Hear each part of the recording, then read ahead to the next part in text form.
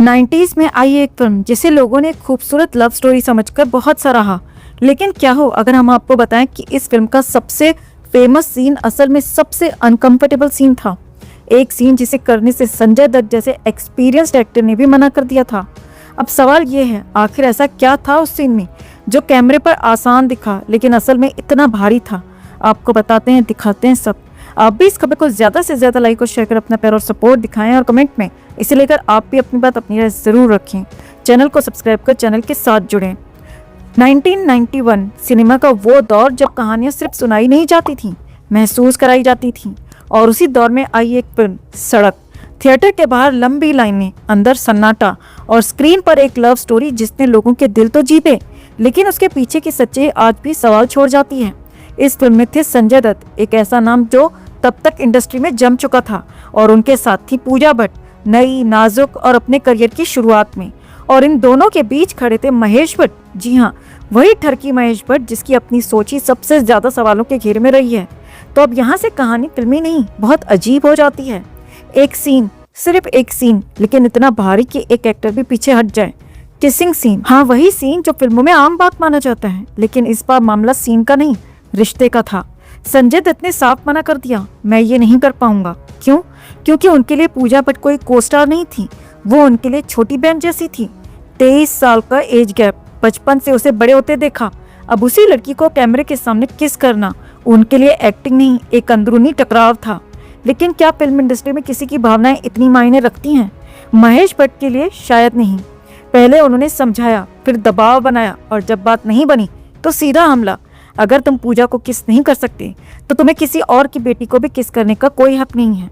ये सिर्फ एक लाइन नहीं थी, ये एक मनोवैज्ञानिक दबाव था जो सीधे दिल पर वार करता है।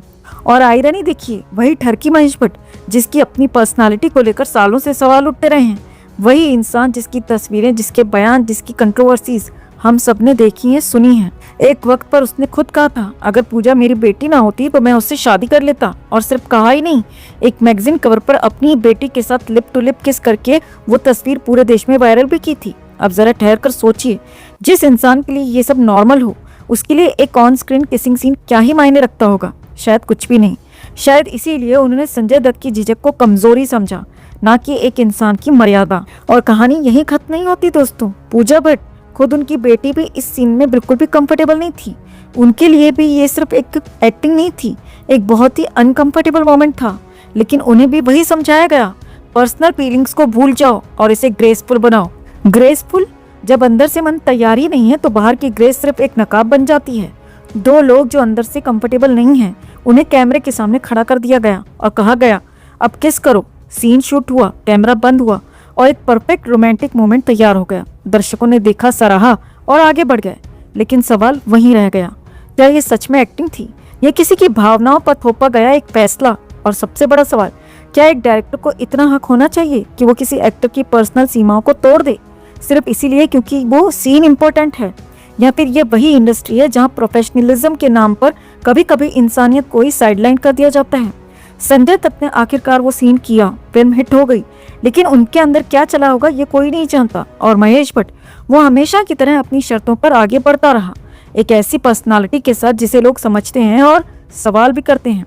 तो एक तरफ था सीन और दूसरी तरफ थी सीमा, एक तरफ था कैमरा और दूसरी तरफ एक इंसान की अपनी मर्यादा। और सबसे खतरनाक बात यह है कि हम दर्शक हमेशा वही देखते हैं जो हमें दिखाया जाता है, लेकिन कभी ये नहीं पूछते कि उसके पीछे क्या छुपा था। आज भी वो सीन फिल्में हैं, लोग उसे बहुत रोमांटिक कहते हैं, लेकिन शायद वो रोमांस नहीं, कंप्रोमाइज था। अब एक सवाल आपसे, अगर आप संजय दत्त या पूजा भट्ट की जगह होते तो क्या आप अपनी पर्सनल फीलिंग्स को दबाकर वो सीन करते? अगर आपके सामने भी ऐसी ही सिचुएशन होती जहां दिल कुछ और कहे और प्रोफेशन कुछ और, तो आप क्या चुनते, सीमा या सीन? कमेंट में अपनी राय जरूर बताएं, हाँ या ना लिखकर। और वीडियो को लाइक और शेयर कर अपना प्यार और सपोर्ट भी जरूर दिखाएं। Always ruin everything. Me? You're the one who started this. अगर हम आपको बताएं कि बॉलीवुड की सबसे खूबसूरत गुरु शिष्य जोड़ी का रिश्ता पैसों, पोस्टरों और एक अनकहे अहंकार की लड़ाई में टूट गया था, और ये लड़ाई कैमरे के सामने नहीं, कैमरे के पीछे लड़ी गई थी। 10 सेकंड रुकिए, क्योंकि इस कहानी में हीरो भी है, ईगो भी है और एक ऐसा ट्विस्ट है जिसने एक इटर्नल ब्यूटी को एक साम्राज्य से बाहर कर दिया। बात हो रही है संजय लीला भंसाली और ऐश्वर्या राय की। एक समय था जब भंसाली की फिल्मों का चेहरा ऐश्वर्या हुआ करती थी। उन्होंने अपनी पहली बड़ी कमर्शियल सफलता दी हम दिल दे चुके सनम से। फिर आया वो शाहकार जिसने दोनों को अमर कर दिया, देवदास। भंसाली खुले मंच पर कहते थे ऐश्वर्या एक इटर्नल ब्यूटी है, और सच कहे तो उन्होंने ऐश्वर्या को जिस तरह पर्दे पर तराशा वो किसी और निर्देशक ने नहीं किया। लेकिन हर खूबसूरत कहानी के बीच एक साइलेंट दरार जन्म लेती है। भंसाली की पहली फिल्म खामोशी को आलोचनात्मक सराहना मिली, पर बॉक्स ऑफिस पर धमाका नहीं हुआ। फिर हम दिल दे चुके सनम ने खेल बदल दिया। देवदास ने उस खेल को विरासत बना दिया। गुरु और शिष्या दोनों एक दूसरे के लिए लकी चार्म बन चुके थे। फिर आया 2010 और फिल्म थी गुजारिश। यहाँ से कहानी ने करवट ली। इस फिल्म में ऐश्वर्या के साथ कास्ट हुए ऋतिक रोशन, और ये कोई इमोशनल फैसला नहीं था, ये था मार्केट मैथमेटिक्स। क्योंकि इससे पहले इन दोनों की जोड़ी धमाल मचा चुकी थी धूम 2 और जोधा अकबर में, यानी केमिस्ट्री बिक रही थी। और भंसाली ने वही किया जो एक रणनीतिक फिल्ममेकर करता है, डिमांड को सप्लाई में बदला। लेकिन असली ट्विस्ट यहाँ से शुरू होता है। रिपोर्ट्स के मुताबिक इस फिल्म के लिए ऋतिक को मिले 15 करोड़, ऐश्वर्या को सिर्फ 5 करोड़ और खुद भंसाली ने लिए 27 करोड़। अब जरा सोचिए, जिस एक्ट्रेस के साथ आपने अपना साम्राज्य बनाया उसी को कम भुगतान, और जब सवाल उठा तो जवाब आया मैंने उन्हें पहचान दी है। यही वो लाइन थी जिसने रिश्ते की नींव हिला दी। कहा गया कि ऐश्वर्या फिल्म के प्रमोशन से दूर रहीं। मीडिया में चर्चा थी कि फोकस ऋतिक पर ज्यादा है। भंसाली ने सफाई दी, वो एक्शन रिप्ले के प्रमोशन में व्यस्त हैं। लेकिन फिर पोस्टर विवाद हुआ, मुंबई में बड़े बड़े होर्डिंग्स लगे ऐश्वर्या सिगरेट पीते हुए, और उन्हें तंबाकू प्राधिकरण से लीगल नोटिस मिला। अब सोचिए, एक मेंटोर आपको ऊंचाई देता है, फिर वही मेंटोर आपको विवाद के बीच अकेला खड़ा कर देता है। ये सिर्फ फिल्म नहीं थी, ये इमेज, ईगो और इन्फ्लुएंस की जंग थी। और तभी एक और खबर उड़ने लगी, भंसाली अब नया मेल फेस ढूंढ रहे हैं।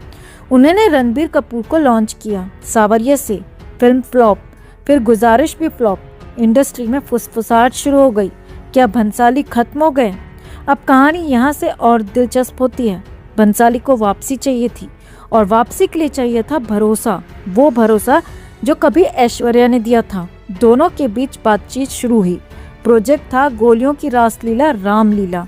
कहानी ऐश्वर्या को पसंद आई, कॉन्सेप्ट दमदार था, लेकिन जब बात हीरो की आई, भंसाली चाहते थे कि हम दिल दे चुके सनम वाली जोड़ी दोहराई जाए, यानी सलमान खान।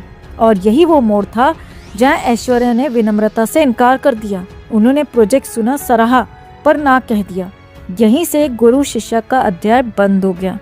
भंसाली ने वही फिल्म बनाई रणवीर सिंह और दीपिका पादुकोण के साथ, फिल्म सुपरहिट, और भंसाली को मिल गई नई न्यूज़। फिर एक के बाद एक फिल्में दीपिका के साथ, और आज उनकी नई पसंद है आलिया भट्ट, जिनके साथ उन्होंने बनाई गंगूबाई काठियावाड़ी, और अब आने वाली है लव एंड वॉर। तो क्या ये सब सिर्फ संयोग था, यह एक रणनीतिक दूरी? सवाल ये नहीं है कि किसकी गलती थी, सवाल ये है कि क्या मेंटोरशिप में गिव एंड टेक का हिसाब रखना चाहिए, या कला रिश्तों से ऊपर होती है?